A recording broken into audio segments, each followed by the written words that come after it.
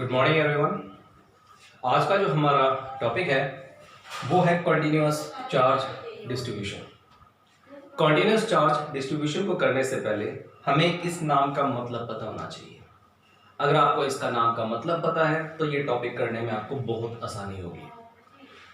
इसको समझाने के लिए एक एग्जांपल लेता हूं मैं डेली लाइफ का। मान लेते हैं ये एक प्लेन सरफेस है, बिल्कुल हॉरिजॉन्टल प्लेन सरफेस। इसके ऊपर एक कंटेनर पड़ा हुआ है। ये कंटेनर है। इस कंटेनर के अंदर मैं पानी भर रहा हूं। टाइम बीतने के साथ साथ इसके अंदर जो पानी है उसकी क्वांटिटी बढ़ती जा रही है। 1 घंटे बाद ये जो पानी है उसका लेवल इतना राइज हो जाता है। लेट कर लिया। शुरुआत में t = 0 के ऊपर इसके अंदर कोई पानी नहीं था। t = t टाइम के ऊपर यानी 1 घंटे के बाद इसके अंदर पानी का लेवल ये हो चुका है। अब मैं ये बताना चाहता हूं इसके अंदर कि जैसे ही मैंने इस कंटेनर के अंदर पानी डालना शुरू किया, पहली बात तो ये है कि पानी की जो हाइट है इतनी है, मतलब ये पानी की हाइट है। दूसरी बात ये है कि इस पॉइंट के ऊपर, इस पॉइंट के ऊपर, इस पॉइंट के ऊपर और इस पॉइंट के ऊपर और सरफेस के ऊपर, हर एक पॉइंट के ऊपर जो पानी का जो लेवल है वो बिल्कुल इक्वल है। अगर इस पॉइंट की बात करें तो धरती से या टेबल से इसकी जो हाइट होगी उतनी ही हाइट इस पॉइंट से ग्राउंड के बीच की होगी। उतनी ही हाइट ये वाली होगी, उतनी ही हाइट ये वाली होगी। इसके बाद जो नेक्स्ट बात है जो हम यहां पर ऑब्जर्व कर रहे हैं वो ये है कि यहां पर पानी की हाइट और यहां पर पानी की हाइट बिल्कुल बराबर है। इसका मतलब ये हुआ कि जो पानी है वो इस कंटेनर के अंदर इक्वली डिस्ट्रीब्यूट हो चुका है। इसी को हम बोलते हैं कंटिन्यूअस वाटर का डिस्ट्रीब्यूशन। ये तो हम बात करते हैं वाटर की। अब मैं इस कमरे की बात कर रहा हूं। ये कमरा एक तरीके से कंटेनर है। ये जो कमरा है हर तरीके से बिल्कुल लेबल्ड है, बिल्कुल लेबल्ड। अब क्या हो रहा है, मैंने यहां पर पानी की पाइप छोड़ दी। अब यहां पर पानी बढ़ता जा रहा है। ये टंकी की तरह बिहेव करेगा। जैसे ही मैंने पानी की पाइप छोड़ दी तो यहां पर पानी का लेवल इंक्रीज करता जाएगा। अब इस पूरे कमरे के 4 कोने हैं, पहला, दूसरा, तीसरा, चौथा, 4 कोने हैं। मैंने यहां पर पानी की पाइप छोड़ दी 9 बजे। अब मैं आ रहा हूं 12 बजे, मतलब 3 घंटे तक पानी यहां पर इंक्रीज होता गया। अगर ये कमरा बिल्कुल लेवल है तो पानी का जो लेवल है इस कोने के ऊपर, उस कोने के ऊपर, इस कोने के ऊपर और इस कोने के ऊपर बिल्कुल बराबर ही होगा। और जो पानी है वो इस पूरे कमरे के अंदर बराबर तरीके से डिस्ट्रीब्यूट हो जाएगा। ऐसा नहीं होगा कि यहां पर पानी की हाइट बहुत ज्यादा है, यहां पर पानी की हाइट कम है, या वहां पर पानी की हाइट ठीक ठीक है। ऐसा कुछ नहीं होगा। अगर ये कंटेनर अगर इक्वल है यानी बिल्कुल लेबल्ड है, प्लेन सरफेस के ऊपर पड़ा हुआ है, तो उस टाइम यहां पर पानी की जो क्वांटिटी होगी वो हर पॉइंट के ऊपर बराबर होगी। अगर पानी की क्वांटिटी हर पॉइंट के ऊपर अगर बराबर होती है तो इसका मतलब है जो पानी है वो इस कंटेनर के अंदर इक्वली डिस्ट्रीब्यूट हो चुका है। इसी तरीके से अब हम बात करते हैं बॉडी की और चार्ज की। अब ये बॉडी है, किसी भी शेप की कोई भी बॉडी है। मैं इस बॉडी को चार्ज करना चाहता हूं। इसको चार्ज करने के 3 तरीके मैंने आपको बताए थे। पहला तरीका है बाय टचिंग। अगर मैं किसी भी चार्ज बॉडी को अनचार्ज बॉडी के साथ टच कर दूंगा तो ये अनचार्ज बॉडी अपने आप ही चार्ज हो जाएगी, जैसा कि मैंने आपको समझाया था। दूसरा तरीका था बाय रबिंग। अगर मैं 2 अनचार्ज बॉडी को अगर आपस में अगर रब कर दूंगा तो उस टाइम इलेक्ट्रॉन की ट्रांसफर के कारण दोनों ही body equal and oppositely charge हो जाएंगे। तीसरा तरीका था बाय इंडक्शन। अगर मैं एक चार्ज बॉडी को अनचार्ज बॉडी के साथ ना तो रब करता ना टच करता, बल्कि इस अनचार्ज बॉडी के पास इस चार्ज बॉडी को लाके रख देता हूं। अगर मैं किसी भी चार्ज बॉडी को अनचार्ज बॉडी के पास लाके रख दूंगा तो उस टाइम ये बॉडी अपने आप ही by the process of induction charge हो जाएगी। तो चार्ज करने के 3 तरीके हैं इस बॉडी को। चाहे आप तीनों में से किसी भी एक प्रोसेस को फॉलो कर लो, चाहे बाय टचिंग कर लो, बाय रबिंग कर लो या बाय इंडक्शन कर लो, इस बॉडी के अंदर चार्ज आ जाएगा। जब इसके अंदर चार्ज आ जाएगा तो ये जो चार्ज है वो पूरी बॉडी के अंदर इक्वली ट्रांसमिट हो जाएगा। इसी को हम बोलते हैं कंटिन्यूअस चार्ज डिस्ट्रीब्यूशन। ऐसा कभी नहीं होता कि इस कोने के ऊपर चार्ज की डेंसिटी बहुत ज्यादा है, इस कोने के ऊपर चार्ज की डेंसिटी ठीक ठीक है, यहां पर कोई चार्ज ही नहीं है और यहां पर बहुत ज्यादा चार्ज है। ऐसा कभी भी नहीं होता।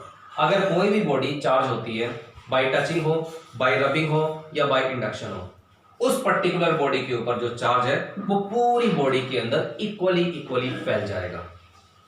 इसको हम बोलते हैं कंटिन्यूअस चार्ज डिस्ट्रीब्यूशन। अब ये जो टॉपिक है कंटिन्यूअस चार्ज डिस्ट्रीब्यूशन, इसके अंदर तीन चीजें आती हैं। अब वो तीन चीजें हम पढ़ते हैं कि क्या क्या आती हैं। सबसे पहली चीज आती है लीनियर चार्ज डिस्ट्रीब्यूशन।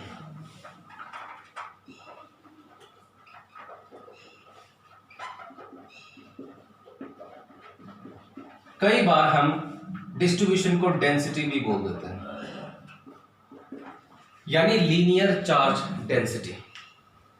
दूसरी जो चीज है वो है सरफेस चार्ज डेंसिटी।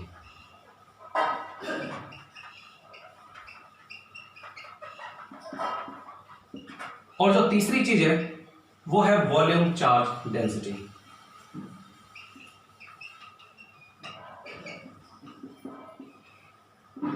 ये तीन डेफिनेशंस आती हैं इस टॉपिक के अंदर।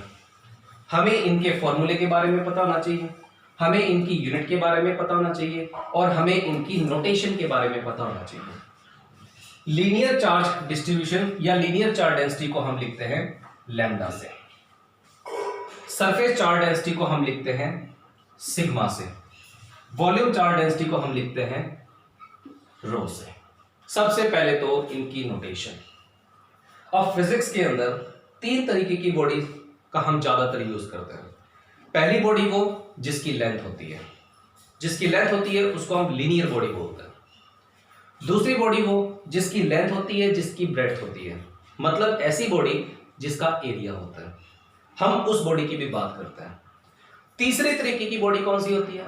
जिसकी लेंथ भी हो, जिसकी ब्रेड्थ भी हो और जिसकी हाइट भी हो, मतलब ऐसी बॉडी जिसका वॉल्यूम हो, हम ऐसी बॉडी की भी बात करते हैं। ठीक है जी। जो लीनियर चार्ज डेंसिटी है इसको स्टडी करने के लिए हम ऐसी बॉडी लेंगे जिसकी एक प्रॉपर डेफिनेट लेंथ होती है। अब ये एक छड़ है, स्टिक की तरह है ये। अब इस बॉडी की जो लेंथ है उसको मैंने L बोल दिया। ठीक है जी। ऐसी बॉडी को हम यहां पर डिफाइन कर सकते हैं। मैंने क्या किया, इस बॉडी को चार्ज कर दिया, किसी भी मेथड से कर दो। अब कंटीन्यूअस चार्ज डिस्ट्रीब्यूशन क्या कहता है कि अगर आप इस बॉडी को चार्ज करोगे तो ये जो चार्ज है वो पूरी लीनियर बॉडी के अंदर इक्वली डिस्ट्रीब्यूट हो जाएगा। उसको हम बोलते हैं इक्वली चार्ज का कंटिन्यूअसली डिस्ट्रीब्यूट हो जाना। अब यहां पर L लेंथ की एक बॉडी ली, हमने इसको चार्ज कर दिया और ये जो चार्ज है वो पूरी बॉडी के अंदर इक्वली डिस्ट्रीब्यूट हो गया। और कितना चार्ज मैंने इस बॉडी को दिया? वो दिया मैंने क्या। उसके बाद है सरफेस चार्ज डिस्ट्रीब्यूशन।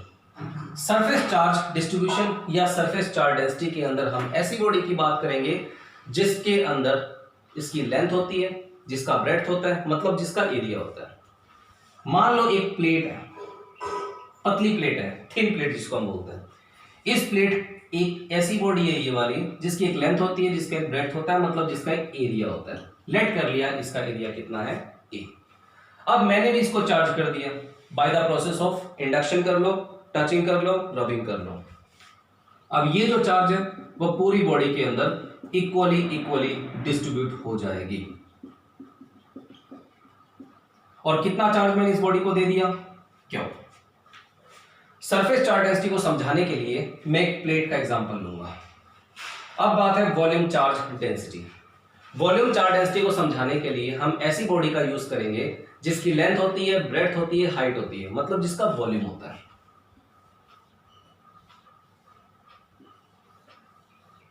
मैंने यहां पर एक क्यूब बना दिया। क्यूब की जगह पर आप क्यूबॉइड भी बना सकते हो। इसका जो वॉल्यूम है वो है V। इसको मैंने चार्ज कर दिया, किसी भी मेथड से मैं इसको चार्ज कर देता हूं और वो जो चार्ज है वो पूरी बॉडी के अंदर इक्वली डिस्ट्रीब्यूट हो जाता है। इसके अंदर जो मैंने चार्ज दिया है वो दे दिया मैंने क्यू। तो यहां इस टॉपिक को समझाने के लिए मैं 3 तरीके की बॉडी का यूज कर रहा हूं। पहली बॉडी वो जिसकी लेंथ होती है, दूसरी बॉडी वो जिसकी लेंथ होती है, ब्रेड्थ होती है, मतलब एरिया होता है, तीसरी बॉडी वो जिसकी लेंथ होती है, ब्रेड्थ होती है, हाइट होती है, यानी जिसका वॉल्यूम होता है। मैंने किसी भी मेथड से इन तीनों बॉडीज को कर दिया चार्ज। अब क्या होगा, जो चार्ज है वो इन तीनों बॉडी के अंदर इक्वली कंटिन्यूअसली डिस्ट्रीब्यूट हो जाएगा। कितना कितना चार्ज दिया मैंने तीनों बॉडी को, क्यों क्यों क्यों, ठीक है जी। उसके बाद बात आती है लीनियर चार्ज डेंसिटी होती क्या है। मैंने यहां पर एक छोटी सी लेंथ एज्यूम कर ली और वो लेंथ है dl। आप डेल्टा एल भी कर सकते हो, dl भी कर सकते हो। अगर इस पूरी बॉडी जिसकी लेंथ l है, इसके अंदर अगर q चार्ज है, तो इस छोटे से पार्ट जिसकी लेंथ dl है, इसके अंदर कितना चार्ज होगा, dq। एक +1 के कंसेप्ट आता है, work done is equal to force into में डिस्प्लेसमेंट। एक मैंने +1 में ही बताया था, अगर डिस्प्लेसमेंट अगर dx है तो उस टाइम जो वर्डन होगा वो dw होगा। उसी तरीके से L लेंथ के अंदर Q चार्ज है, तो एक छोटी सी लेंथ को अगर मैं dl यहां पर एज्यूम कर लूं तो इसके अंदर कितना चार्ज होगा, dq। उसी तरीके से ये एक प्लेट है, इसका एरिया a है, इसके अंदर मैंने Q चार्ज डिस्ट्रीब्यूट करवा दिया। मैं यहां पर एक छोटा सा एरिया मानता हूं, इसका एरिया कितना है, dA। इसके अंदर छोटे से एरिया के अंदर जो चार्ज होगा वो कितना होगा, dq, ठीक है जी। उसके बाद ये क्यूब है या क्यूबॉइड है, लेट कर लिया ये क्यूब है, इसका वॉल्यूम कितना है, v, इसके अंदर चार्ज कितना है, q। अब मैंने इसी के अंदर एक छोटा सा क्यूब एज्यूम कर लिया, इस क्यूब का जो वॉल्यूम है वो है dv और इस क्यूब के अंदर जो चार्ज है वो कितना है, dq, ठीक है। अब बात आती है कि लैम्डा क्या होता है। लैम्डा का मतलब होता है लीनियर चार्ज डेंसिटी, और ये होता है small charge divided by small length, ये इसका फॉर्मूला होता है।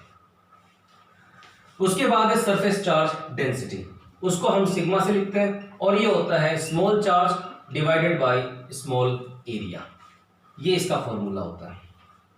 उसके बाद है volume charge density, volume charge density को हम रो से लिखते हैं और इसका फॉर्मूला होता है small charge divided by small volume, ये इसका फॉर्मूला है। उसके बाद हम इसकी यूनिट भी यहां से डिसाइड कर सकते हैं। इसकी यूनिट,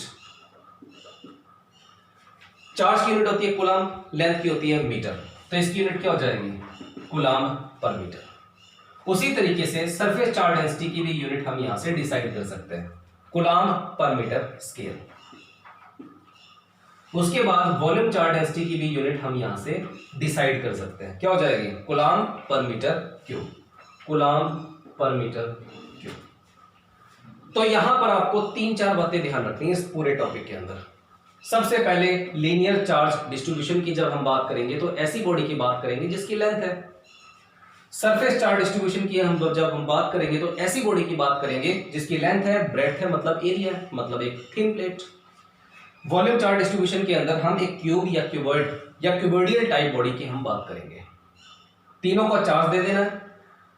लीनियर चार्ज डिस्ट्रीब्यूशन को हम लैम्डा से लिखते हैं, सरफेस चार्ज डिस्ट्रीब्यूशन को हम सिग्मा से लिखते हैं, वॉल्यूम चार्ज डिस्ट्रीब्यूशन को हम रो से लिखते हैं।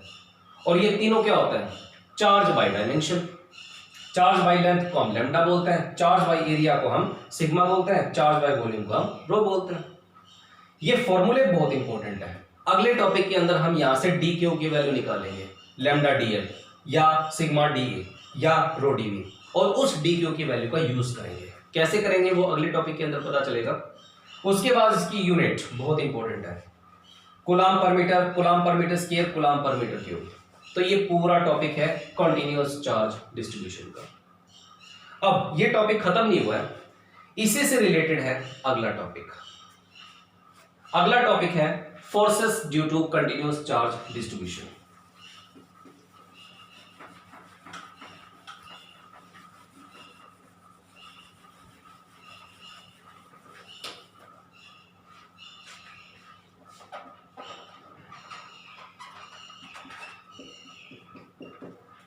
तो अगला जो टॉपिक है वो है forces due to continuous charge distribution.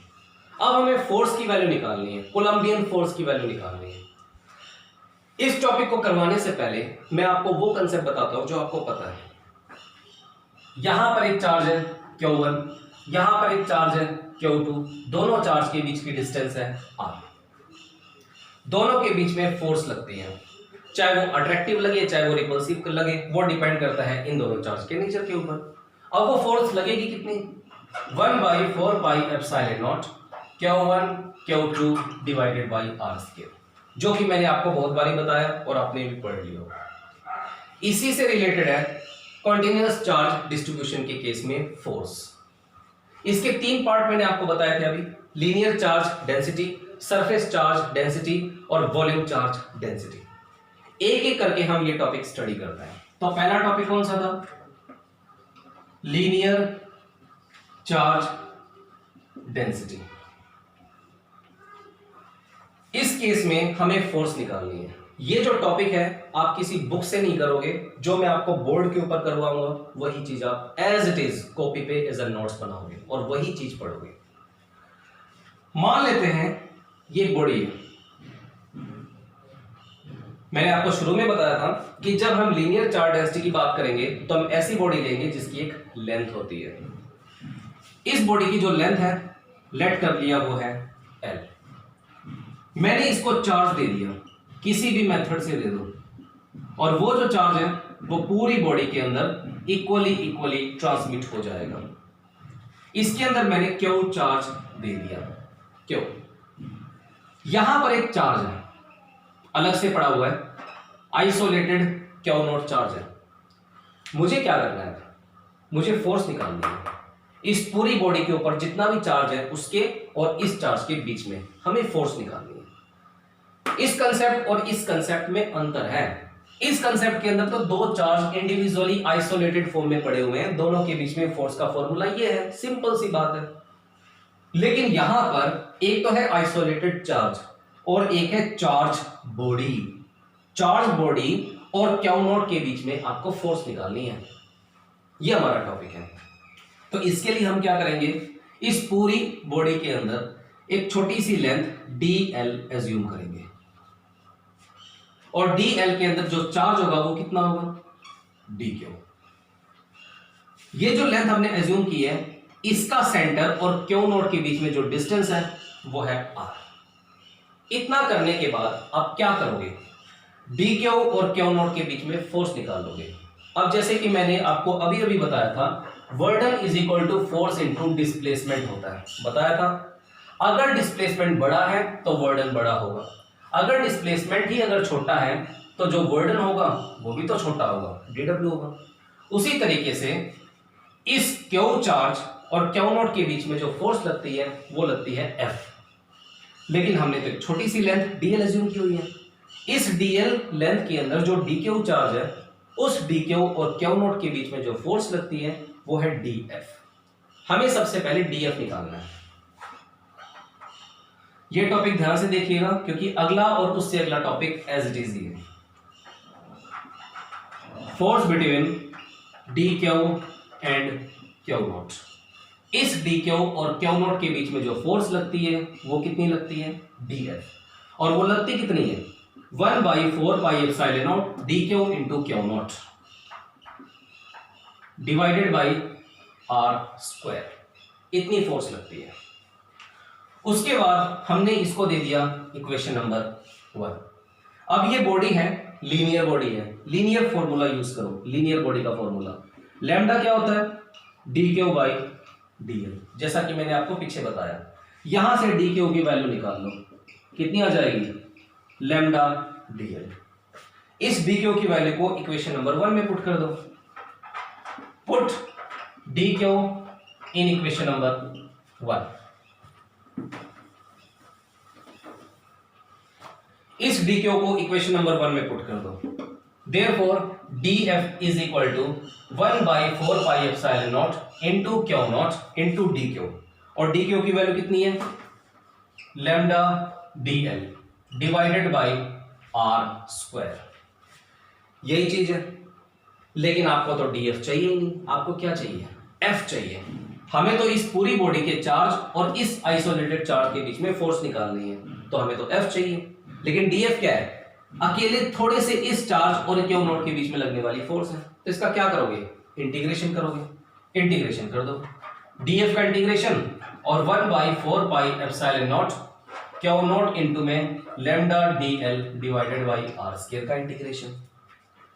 DF का इंटीग्रेशन क्या हो जाएगा, एफ जो कांस्टेंट है उसको बाहर ले लो, क्यू नॉट बाहर आ जाएगा, बाई 4πε0 बाहर आ जाएगा, अंदर क्या बचेगा, lambda dl divided by are square. ये है फोर्स जो एक आइसोलेटेड चार्ज क्यू नॉट और पूरी बॉडी के ऊपर जो क्यू चार्ज है उन दोनों के बीच में फोर्स लगती है इतनी। तो यहां से दो बातें क्लियर होती है।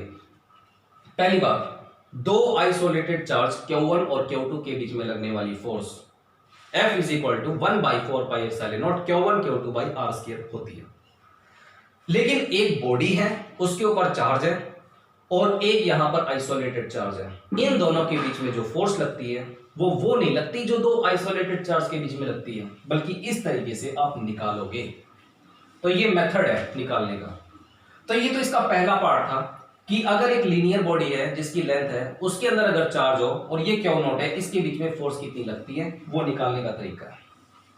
अब हम ऐसी बॉडी लेंगे इसकी जगह जिसका एरिया होता है, मतलब यहां पर एक प्लेट है, प्लेट फुल्ली चार्ज है और यहां पर एक क्यू नॉट चार्ज है, उन दोनों के बीच में हमें फोर्स निकालनी है। वो हमारा नेक्स्ट टॉपिक है। डायग्राम चेंज रहेगा, बाकी लगभग सारी चीजें सेम रहेंगी।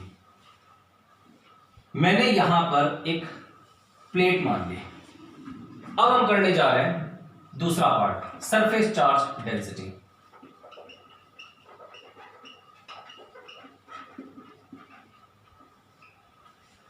सरफेस चार्ज डेंसिटी को स्टडी करने के लिए हम यहां पर ऐसी बॉडी मानेंगे जिसकी लेंथ होती है, जिसका ब्रेड्थ होता है, मतलब जिसका एरिया होता है। लेट कर लिया, इसका एरिया कितना है, ए। अब मैंने इसको दे दिया चार्ज, और वो जो चार्ज है वो पूरी बॉडी के अंदर इक्वली डिस्ट्रीब्यूट हो चुका है। इसके अंदर जो चार्ज है वो कितना है, क्यू। अब यहां पर एक चार्ज है, आइसोलेटेड चार्ज क्यू नॉट। अब आपको क्या करना है, इस पूरी बॉडी के चार्ज और अकेले इस क्यू नॉट के बीच में फोर्स निकालनी है। कैसे निकालोगे, सबसे पहले एक small area D A assume करोगे जिसके अंदर डी क्यू चार्ज होगा। उसके बाद इस स्मॉल एरिया का सेंटर और इस क्यू नॉट के बीच में डिस्टेंस आर मानोगे। अब क्यू नॉट और इस डी क्यू के बीच में फोर्स निकालोगे, और वो होगी कितनी, dF is equal to 1/4πε0 dq into Q not divided by are square, as it is रहेगी। अब यहां पर फॉर्मूला चेंज हो जाएगा। सरफेस चार्ज डेंसिटी के केस में फॉर्मूला सिग्मा का होता है, और वो होता है dq बाई dA। यहां से dq की वैल्यू निकाल लो, और वो कितनी हो जाएगी, लैम्डा dA। इस dq को इक्वेशन नंबर 1 में रखना है। तो यहां पर यह आ जाएगा सिग्मा डी क्यू की वैल्यू हमने निकाली सिग्मा डी ए, डी क्यू की वैल्यू को यहां पर पुट कर दिया सिग्मा डी ए। अब इसका इंटीग्रेशन करो, यहां पर लैम्डा डीएल की जगह पर आ जाएगा सिग्मा डी ए। जब आप इसका इंटीग्रेशन करोगे तो क्यू नॉट बाई 4πε0 बाहर आ जाएगा, और अंदर क्या बच जाएगा, sigma d a divided by are square. तो इस तरीके से एक प्लेट का चार्ज और एक आइसोलेटेड चार्ज के बीच में हमने फोर्स की वैल्यू निकाल ली। उसके बाद तीसरा पॉइंट क्या है और उसका डायग्राम क्या है, अब वो देखते हैं। तीसरा पॉइंट है वॉल्यूम चार्ज डेंसिटी।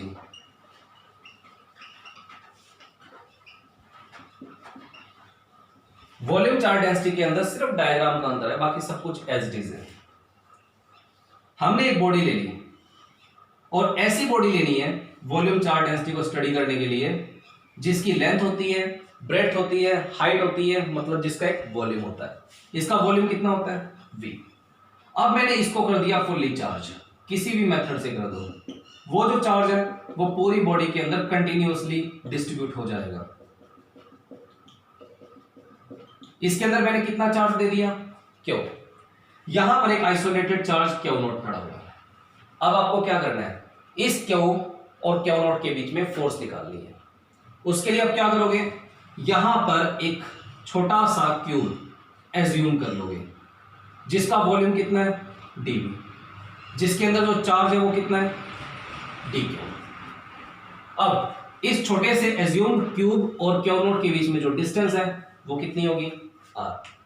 सबसे पहले इस डी क्यू और इस क्यू नॉट के बीच में फोर्स निकालते हैं, और वो फोर्स कितनी होगी, d f is equal to 1/4 pi epsilon nought d q into Q not divided by are square. अब वॉल्यूम चार्ज डेंसिटी के लिए एक फॉर्मूला आता है, और वो फॉर्मूला क्या होता है, rho is equal to D Q by DV, यही होता है। यहां से डी क्यू की वैल्यू निकाल लो, और वो कितनी हो जाएगी, रो डीवी।